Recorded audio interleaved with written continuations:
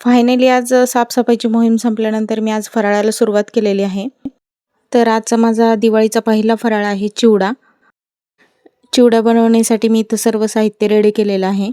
सर्वात आधी मी तेल गरम करून त्यामध्ये खोबरं, शेंगदाणे, डाळव आणि मक्याचे पोहे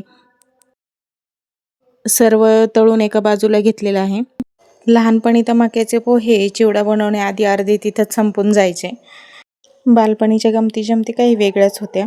हे सर्व पदार्थ तळून झाल्यानंतर आपण चिवड्यासाठीची लागणारी फोडणी तयार करणार आहोत. तेलामध्ये आपण जिरे, मोहरी, ठेचलेलं लसूण, मिरची व कढीपत्ता टाकलेला आहे. त्यानंतर आता आपण इथे मुरमुरे घेतलेले आहेत चाळून निवडून. त्यानंतर त्याच्यामध्ये हे सर्व पदार्थ तळलेले टाकायचे आहेत.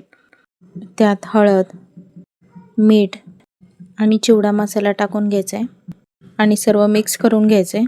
सर्व मिक्स केल्यानंतर मी याला गॅसवरती थोडंसं गरम करणार आहे. गरम केल्यानंतर चिवडा हा कुरकुरीत राहतो. तर अशा प्रकारे माझा दिवाळीचा पहिला फराळ झालेला आहे. चलो बाय.